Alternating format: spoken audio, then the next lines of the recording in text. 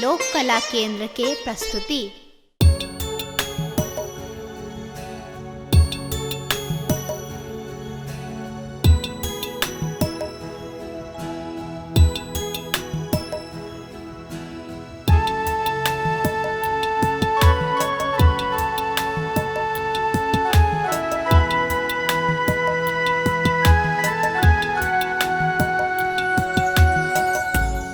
स्वागत सब हिले मिले हैं पाहुन इलांगन, करूं स्वागत सब हिले मिले हैं पाहुन इलांगन।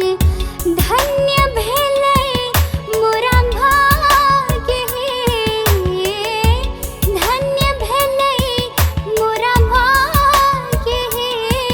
आज नैना जुड़ायल, करूं स्वागत सब हिले मिले हैं पाहुन इलांगन, करूं स्वागत सब हिले मिले हैं पाहुन इलांगन।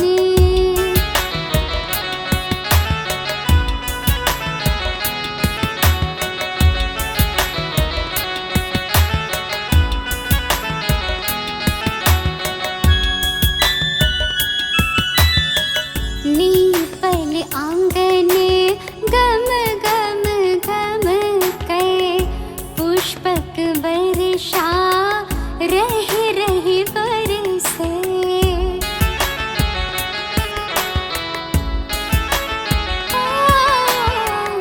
नीपल आंगन गम गम गम कै, पुष्पक वर्षा रह रह बरसे।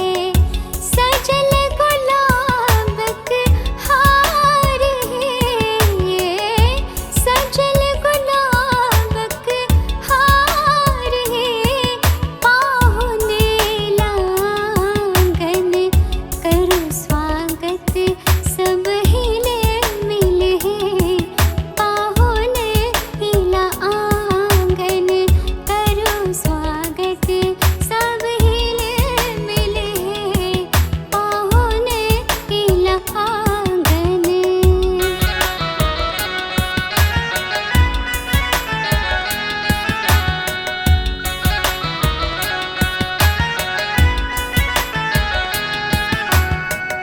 गंगा जल सो चरण पखारब, नजरिन लागे कारटी का लगायब।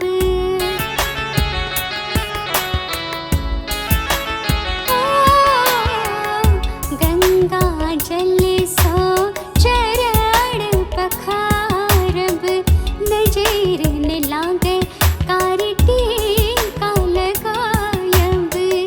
भावना मगन मोन आज है, भावना मगन मोन आज है पाहुन इलांगन, करूं स्वागत सब हिले मिले हैं पाहुन इलांगन, करूं स्वागत सब हिले मिले हैं पाहुन इलांगन।